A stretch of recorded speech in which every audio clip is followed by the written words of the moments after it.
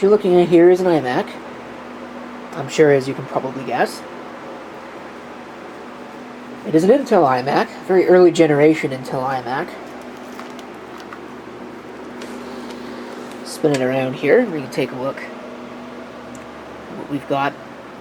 See the ports there. Again, all pretty standard stuff. Nothing out of the ordinary. You can power it on. If I can find the power button. Oh, it's on the other side. I keep making that same mistake.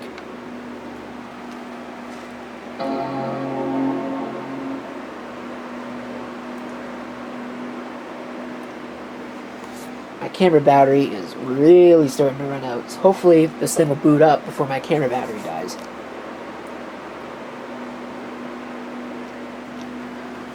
Get this out of the way. This is an iPod Nano. Couldn't believe how small this thing was, but that's not the point of the video. Here it is.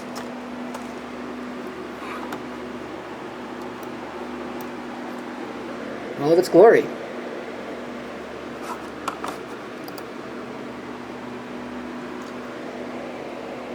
But this, too, is not the subject of the video.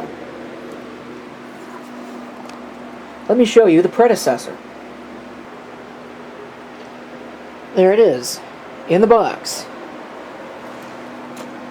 The iMac G5 17-inch widescreen computer. Now, worth noting is that this too is a 17-inch iMac. I got this recently, very cheap, especially for, you know, a G5, where really any Apple product on eBay these days is very cheap. And I did not expect it to come in the original box, but it did. The box is not in good condition or anything like that, but, you know, it's not bad either. Here's the specs on this machine, or at least these are the original specs. It has been upgraded, but it's 1.8 gigahertz G5 with 512K level 2 cache, 256 megs of RAM originally, supports up to 2 gigs, which it does have. It's got 2 gigs in it. Originally came with an 80 gigabyte serial ATA hard drive. It's been upgraded to a 300. It's got a super drive, which is pretty nice actually, but it is not a dual layer super drive, which is very important. 17-inch screen, GeForce FX 5200, which would position this as being the original release model of the iMac G5. 56K modem, 10100 Ethernet, 2 FireWire 400, 3 high-speed USB 2.0, and 2 USB 1.1, which would probably be for your keyboard and mouse. It is ready for airport, which this has installed. Built-in speakers, integrated microphone, VGA output, and S-video output if you bought the cables, keyboard and mouse, easy internet access. All this included software, which I don't have anymore. And of course it meets Energy Star requirements. And then of course there's a bunch of fine print over there that you can go ahead and read if you so desire. Can't believe it's only like 3:30 and I have to turn the video light on. The light outside is really just not good. You can see that's probably approximately when it would have been sold. We take a look on the case itself. You can see again there's the spec listing. This is model A1058. I don't think the EMC code shows up here, but there is the model number, and if you look that up, you can see that this is one of the original release iMac G5s. October 13th of 2004. Ought to be interesting to see how close that actually is to the release date of the iMac G5. Now, it may come as a surprise to some people that out of all the Apple products that I've owned, and I've had several of them over the years, some of which are on YouTube, some of which are not, I have never owned a G5 anything until this. When most people think of the G5 processor, they think of the Power Mac G5, the big massive aluminum thing that has single or dual processors, a whole bunch of fans, and well, it's big, bulky, and loud sometimes, especially when the fans ramp up, because the G5 is, to put it quite bluntly, a hot lemon. But they did make some iMacs with G5 processors. They didn't make them for very long, and for honestly very good reason they didn't make them for very long, because they really just weren't all that great. The problem with the G5, like I said, it's a hot lemon. It runs hot. It's not very performant, by which I mean the amount of power that you sink into these things, you really just don't get very much performance. It's actually worse than the previous generation G4 chips in terms of performance per watt, which is the metric that everybody uses. So like I said, these weren't really on the market for very long, a couple of years, if even that much, before they just went straight to the Intel processors. And the Intel ones were quite a bit better. Same design, same basic design. I mean, you can look at it just from this picture. I'll take it out of the box later. Look at it just from this, and you compare and contrast to this, and you can see that they're basically exactly the same machine. The difference is, there's some slight differences here and there, but the difference is that this is Intel, this is PowerPC. I went ahead and had a look here. The iMac G5 was introduced at the end of August of 2004 and started shipping in September. So this is a very early, but not one of the earliest iMac G5s to have shipped. You'll have to excuse the fact that it's sitting like it is. It does not want to sit up, which is part of the problem with this particular design. But this is a previous generation iMac G4. As you can see, has the screen on a tilt swivel base that you can adjust up and down like this. This is a height adjustment, and of course it swivels. When Apple was designing this, they initially thought of the idea of taking the computer and sticking it to the back of the flat screen. But they got rid of that idea and didn't do that because of the thought process that they didn't want the I/O on the side of the computer and it wouldn't be thin anymore. But of course the real problem with this design is that once they introduced the larger models, I mean this is a 15-inch model and you can see it's already having trouble standing up. When they introduced the 17 and 20s, they had even more problems with that, so they had to put more weight in this big bulb down here. Now, just for reference, Apple calls this the sunflower design. A lot of people call them Luxo lamps because that's basically what it looks like. It looks like a giant Pixar lamp. One of those little tensor lamps. But anyway, they had to put more weight in this. And this is already really heavy, and there's no handle. So people often would just grab them by the stem here, and you probably can do that, but that puts a lot of stress on the connector here, and that causes problems. Not the least of which is to say that the performance of these iMac G4s was rather subpar compared to the older iMac G3, but that's neither here nor there. So that same design that they poo-pooed when they introduced the iMac G4, they then ended up going to for the iMac G5 anyway. It's kind of funny how that works. They were concerned about the side I/O, well, I mean, a little bit of engineering, by which I mean actually putting some thought into it. They were able to put the ports on the back instead of on the sides. The cable mess is still hidden away. The optical drive is on the side. That was the other thing that they talked about in their keynote, how putting the optical drive on the side meant they had to slow it down. Well, it didn't seem to be a problem for this particular iMac. As far as making it thicker, well, I mean, the iMac G5 is thicker than the display on the G4.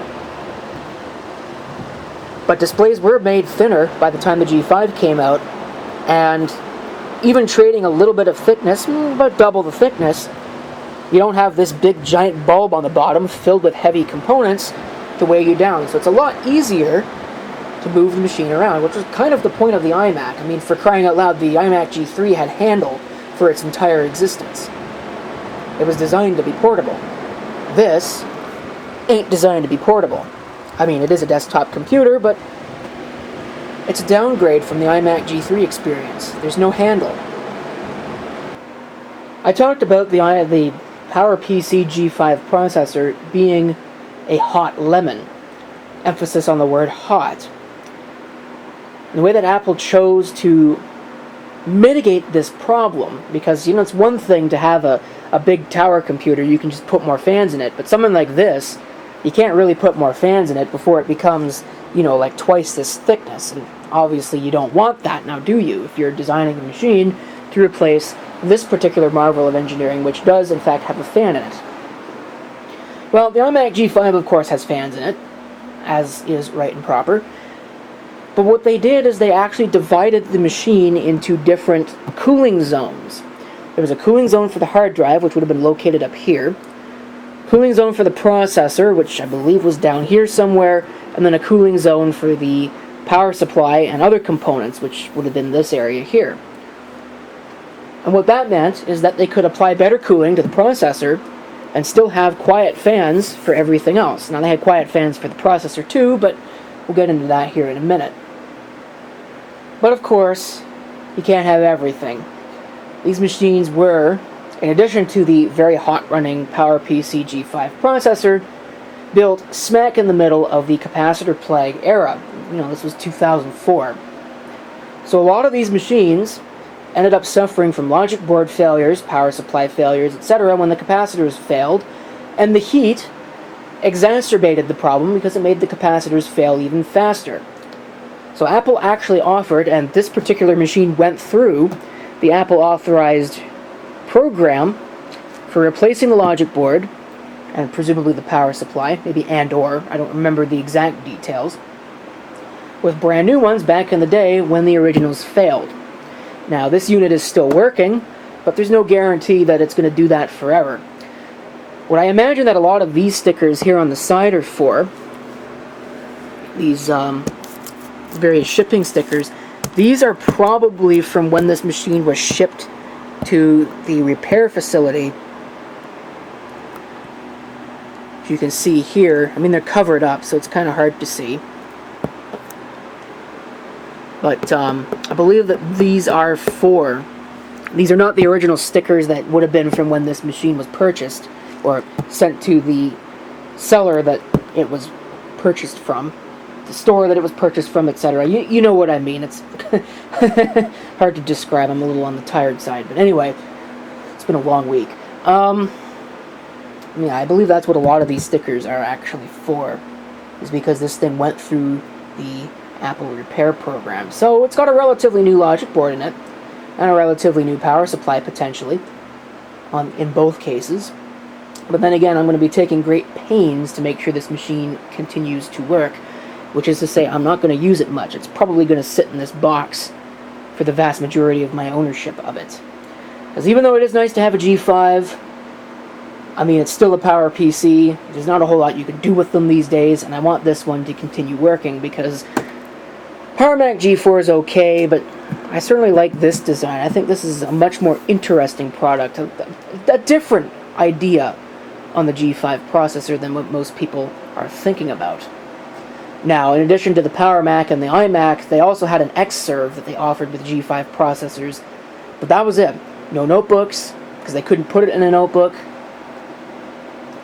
and there weren't any other product. The eMac was never updated to the G5. It was just discontinued in favor of an educational model of the iMac. So, anyway, I think I've blathered on long enough. Let's go ahead and open this thing, which I can do right now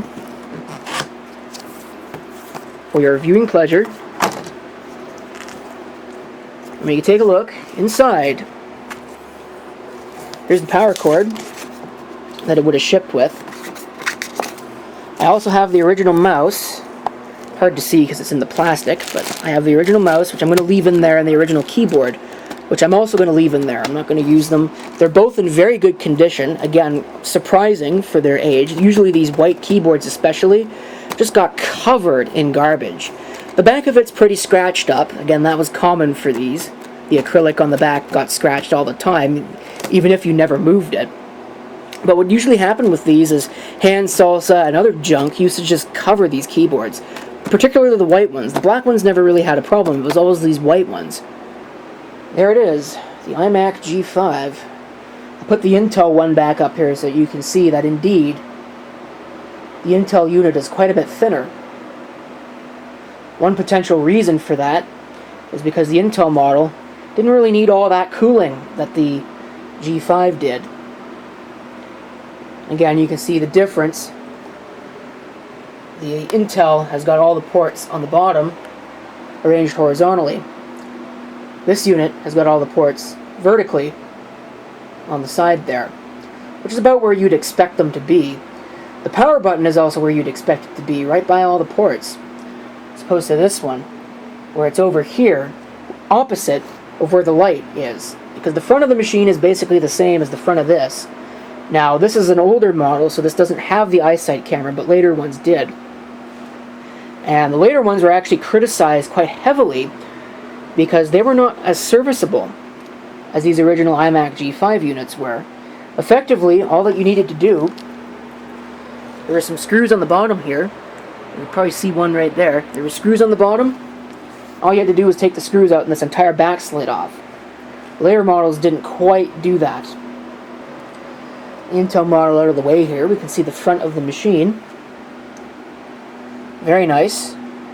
Still has the tilt adjustment, and there's feet on the bottom which allow you to swivel the machine pretty easily. There is no height adjustment, which was criticized with the iMac G5, but the designers didn't feel like you needed a height adjustment on the computer. They just didn't see a need for it. So again, we'll go ahead and spin it around here and we'll take a look. This thing is in excellent condition. It's not yellowed like a lot of these things are, and it works like a lot of these things are not.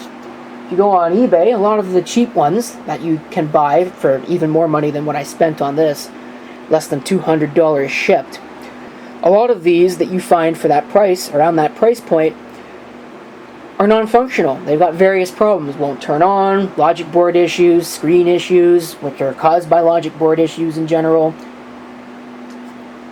And then if you want a working one, you've got to spend basically double, almost triple what I paid for this. And the other thing about this too is that this was domestic. I didn't have to ship this over across the border. This was sold by a seller in the GTA, so shipping was actually quite cheap. You know, just what I paid in this alone oftentimes is what you'll end up paying for shipping on this, because like I said, it's not heavy, but it's not lightweight either. It's about the same weight as the old iMac G4. It's just that all that weight is now in the screen, and it's a lot easier to carry.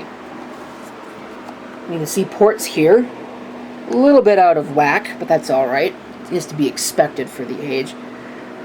That's a line in, has audio out, but it is also an optical out, if you wanted to use that. There's the display output. There are 3 USB ports there.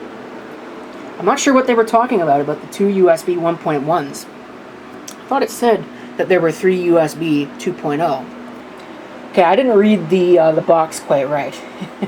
It's actually a little bit of Apple marketing at play here. These are 3 USB 2.0 ports. The USB 1.1 ports that they were talking about are on the keyboard. But the issue is that you don't get to use all of those USB 2.0 ports, because you've got to take one up with your keyboard and one of them up with the mouse. So you end up with basically any combination of 2 USB 2.0 and 1 USB 1.1, or alternatively 1 USB 2.0 and 2 USB 1.1.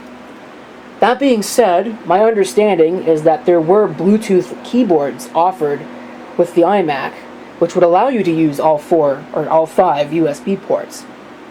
Like, Bluetooth keyboards and mice were an option, which is interesting. I think that was the first time a wireless keyboard and mouse were ever offered with a Macintosh. There's your 2 FireWire 400. I am surprised not to see FireWire 800 on something this late. There's your modem, again 56K V92 capable, and your 10100 Ethernet, and there is your power button, which is directly across from where the power light is. And there is your optical drive, your slot loading super drive. Alright, let's go ahead and plug it in, power it up, and watch it run. Interestingly enough, at least in my mind, when you think about this, when you think about a G5, you automatically think about OS 10.5, Leopard, the last release of OS 10 that would run on a PowerPC processor, but that's not what these ship with. These ship with 10.3. You're thinking, wow, that's quite old. Yes, but remember, this is 2004 that we're talking about. I believe that 10.4 would have been just around the corner when the iMac G5 was announced. Not 100% sure on that. 2004 rings a bell in my mind for 10.4, and it's not just because they both end in 4. But I believe that 10.4 was released in late 2004, early 2005, somewhere around there. But anyway, enough of that blathering. Now that the camera is completely out of focus, let's power the machine on. You can see the LED. There's the chime. If I had to make a decision between the speakers, you can see it booting.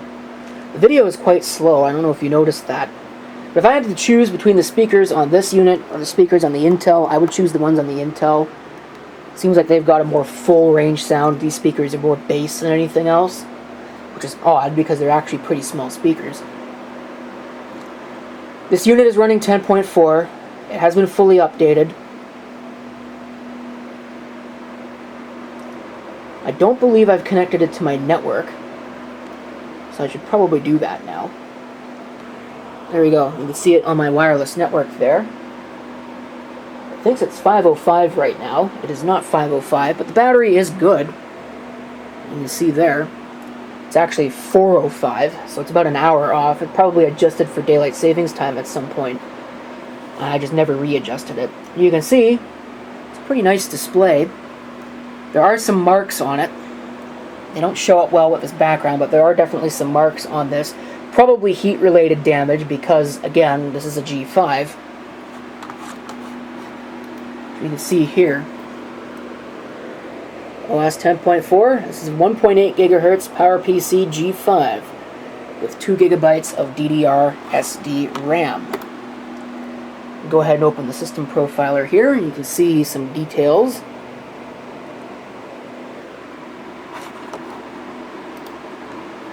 Interestingly enough, the optical drive is a IDE drive, it looks like. But that was pretty common back in the day. Here's the audio device.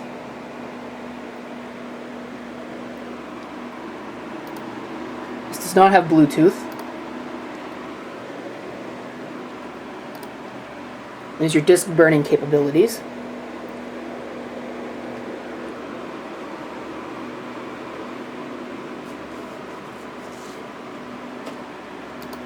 No fiber channel. Oops. There's the video. 64 megs of video memory. Remember when that was a lot. This is an early GeForce FX chip. There's the RAM, maxed out, effectively. PC 3200. I believe that you could get 2 gigabyte modules in DDR, but for the most part those were high density modules, and those don't tend to work in anything. There's the FireWire. No PC cards, no PCI, no parallel SCSI. There's power. There, of course, is no battery, other than the system clock battery. No printers. There's a serial ATA C8 hard drive.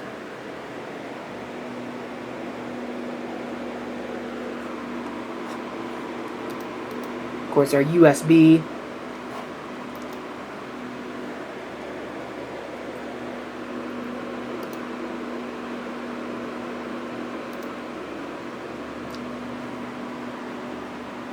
And you can see that's USB 1.1.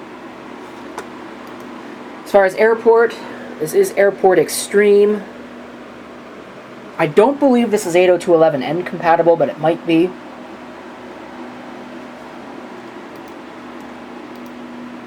Location information, there's the modem.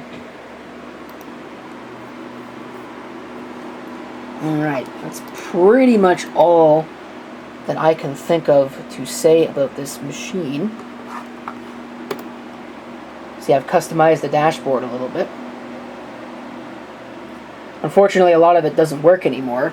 The temperature, the weather, sorry, and the ski report. And you know, there's other things in here too that are kind of interesting. I don't think this business thing works anymore. That stocks effectively. Flight tracker probably doesn't work anymore. The Google, I'm sure, doesn't work anymore.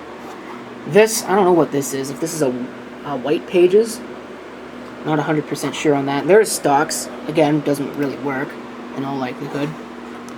The translation doesn't work anymore.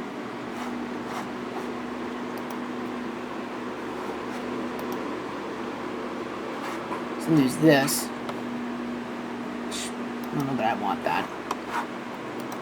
Anyway, get out of that. There's not much really to speak of. There's nothing on the machine. I haven't installed any programs. Still running a very old version of Safari. That is not going to work because HTTPS no longer works on these older machines. So YouTube is probably going to do exactly the same thing. Huh, YouTube actually works. That's interesting. But of course it tells me that I'm running an out of support browser, so that's certainly not going to work. We could go to a website. That will definitely work. Just fine. Works perfectly. Alright. So we'll quit out of that. I'm going to go ahead and close the video with that. There really isn't a whole lot else that I can say about the machine, but there it is. My first ever G5. I have never owned a G5 before this.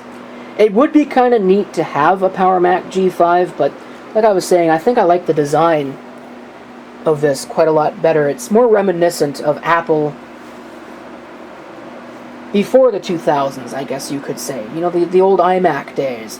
It looks an awful lot like the old iMac G4 over there. It's not a completely radically different design. I don't know, I think this particular, I think the polycarbonate and the acrylic models, the Intel and this G5 both, I think they look a lot better than the aluminum models that came afterwards. There's something about aluminum that really is just kind of utilitarian and boring. Technically white is pretty boring too, but I think that the design is a lot more vibrant. Just personally. I'm going to go ahead and I'm going to fix the time because that's actually bothering me.